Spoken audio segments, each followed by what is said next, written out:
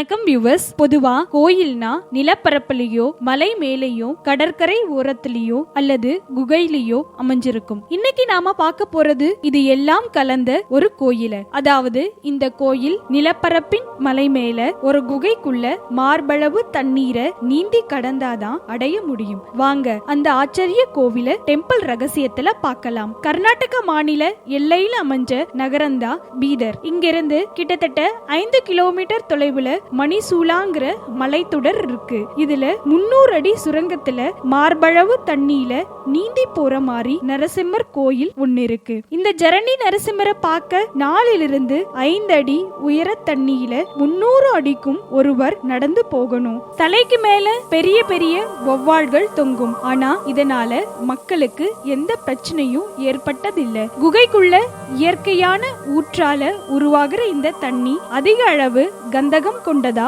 மக்களின் தோல் நோய்களை தீர்க்கிறதா இருக்கு. குகையின் முடிவுல ஒரு நரசிம்மரும் ஒரு சிவலிங்கமும் இருக்கு. சரியா 8 பேர் கருவறைன்னு சொல்ற நரசிம்மர் கிட்ட அமர்ந்து பூஜையை தரிசிக்கலாம். மத்தவங்க அவங்க திரும்பி வரும் வர குகைக்கு வெளியே தான் காத்திருக்கணும். இப்போ மக்களின் வருகையால நிறைய மின் விளக்குகள் எரியிற இந்த கோவில்ல தினமும் பூசாரி தண்ணீல நடந்து வந்து 4 வேளையும் பூஜை செய்யறாராம். இங்க எப்படி நரசிம்மர் வந்தாருன்னு விசாரிச்சா பல ஆச்சரிய தகவல்கள் கிடைக்குது. கடவுள் தூணிலும் இருப்பாரு துரும்பிலும் இருப்பாருன்னு நிச்சயமா நம்புன பிரகலாதனுக்காக சிங்க முகமும் மனித உடலோட நரசிம்மர் அவதரிச்சாரு. இவர் பிரகலாதனை பலவிதமா துன்புறுத்திய ஹிரண்யகசிபுவை வதம் செஞ்சாரு. கூடவே ஜராசுரன் அல்லது ஜலசுரன்கிற இன்னொரு அசுரனை அவர் வதம் செஞ்சதாகவும் அவனோட இறுதி ஆசையா அவன் வாழ்ந்த இந்த குகையிலேயே நரசிம்மர் நிரந்தரமா தங்கிட்டதாகவும் சொல்றாங்க. இதுதான்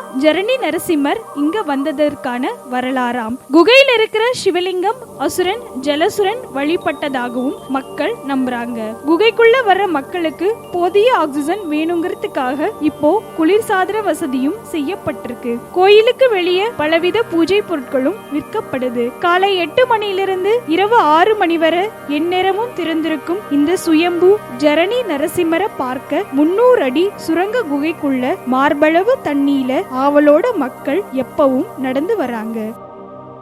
இன்னும் இந்த மாதிரி ஆன்மீகம் சம்பந்தமான உண்மைகளை தெரிஞ்சுக்க மறக்காம டெம்பிள் ரகசியம் சேனலை சப்ஸ்கிரைப் பண்ணுங்க.